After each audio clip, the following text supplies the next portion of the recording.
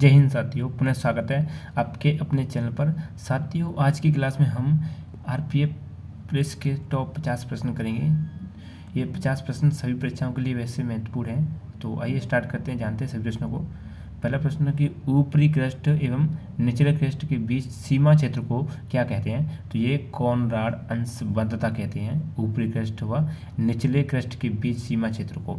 और दूसरा प्रश्न क्या है कि कौशल महाजनपद की राजधानी कौन सी थी? तो श्रावस्ती थी। कौशल महाजनपद की राजधानी श्रावस्ती। और पहला प्रश्न क्या था? ऊपरी क्रस्ट और निचले क्रस्ट के बीच के सीमा क्षेत्र को कॉनराड अंशबद्धता कहते हैं। तीसरा प्रश्न, द्वितीय बौद्ध संगीति। द्वितीय बौद्ध संगीति किसके शासनकाल में हुई? तो कालाशोकी में हुई थी।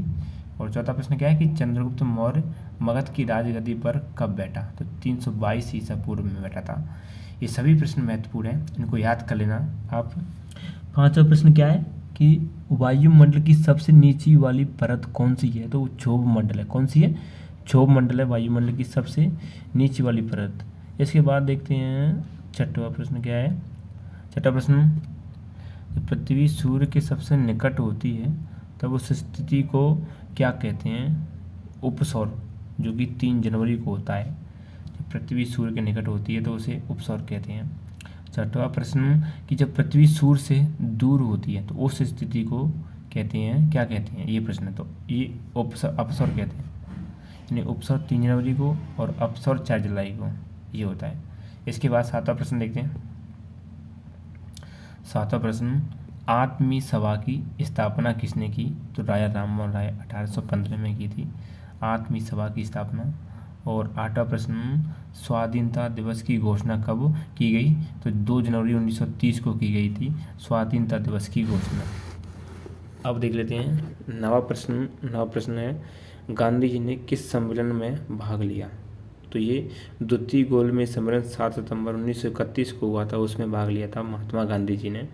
इसके बाद देखते हैं अगला प्रश्न 10वां, राष्ट्रपति को मासिक वेतन कितना दिया जाता है? तो 5 लाख रुपये। कितना? 5 लाख रुपये मिलते हैं राष्ट्रपति को मासिक वेतन।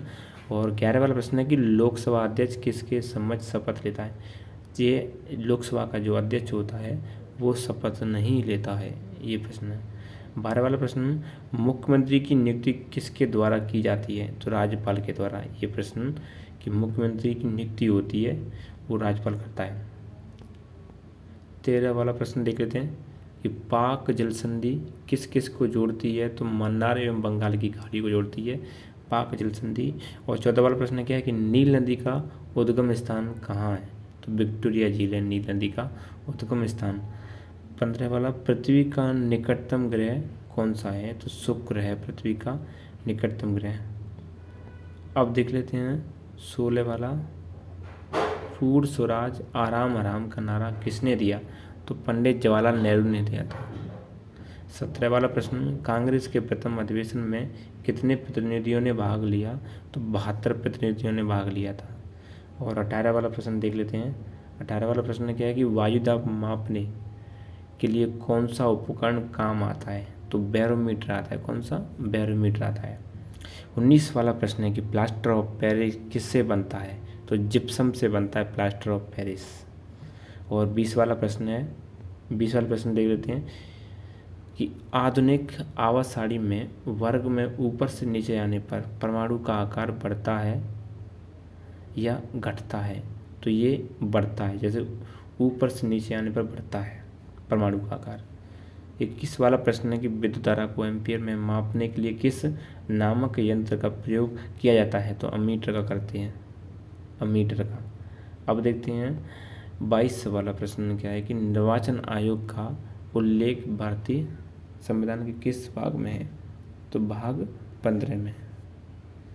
23वां वाला, भारतीय निर्वाचन आयोग की स्थापना कब हुई? 24 जनवरी 1950 को हुई भारतीय निर्वाचन आयोग की स्थापना। अब देख लेते हैं 24 वाला प्रश्न। 24 वाला जीरा, पहले वित्त आयोग के अध्यक्ष कौन थे? तो केसी नियोगी थे पहले वित्त आयोग के अध्यक्ष। और 25 वाला है, आयुष्मान भारत योजना की शुरुआत कब हुई? तो 1 अप्रैल 2018 को हुई थी आयुष्मान भारत योजना की शुरुआत। और 26 वाला कि इंदिरा आवास योजना की शुरुआत कब हुई? 1985-86 में हुई थी इंदिरा आवास योजना की शुरुआत। 27 वाला प्रश्न देखते हैं। 27 वाला मरुभूमि विकास कार्यक्रम की शुरुआत कब हुई?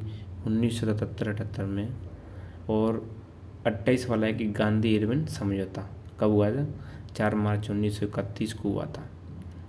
और 29 वाला है कि हड़प्पा सभ्यता किस नदी के किनारे स्थित है? तो रावी नदी के किनारे स्थित है हड़प्पा सभ्यता।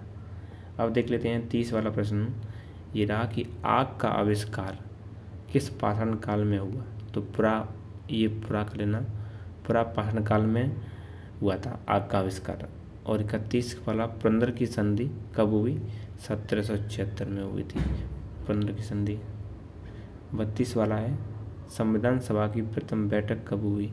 9 दिसंबर 1946 को हुई थी संविधान सभा की प्रथम बैठक। इसके बाद देख लेते हैं 33 वाला प्रश्न है कि राज्यसभा की सदस्यता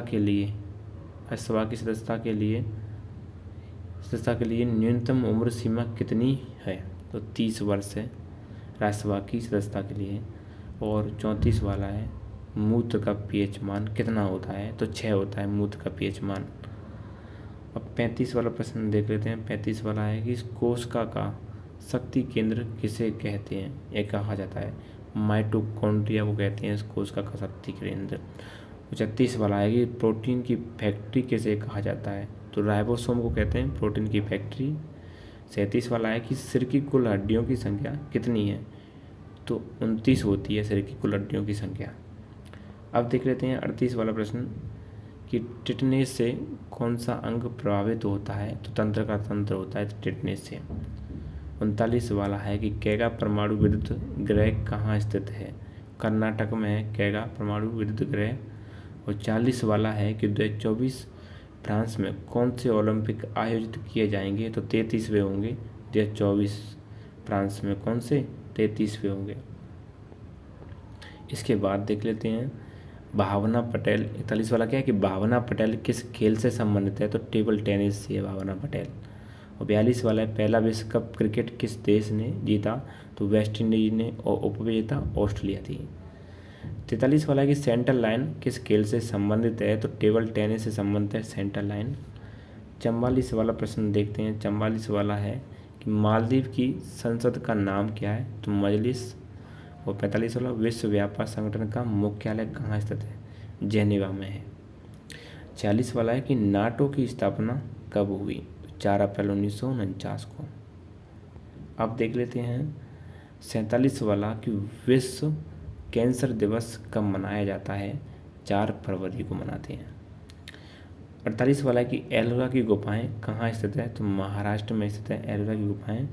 49 वाला है कि नेशनल डिफेंस एकेडमी यानी एनडीए कहाँ स्थित है? खड़गवासला में है। इस क्लास का अंतिम प्रश्न 50 वाला कि समता स्थल किसका समाधि स्थल है? तो जगजीवन राम का है समता स्थल। ये 50 प्रश्न महत्वपूर्ण जो कराए हैं सभी परीक्षाओं के लिए। बस आपसे रिक्वेस्ट है कि चैनल पर नए तो चैनल को सब्सक्राइब जरूर कर लें। Thank you.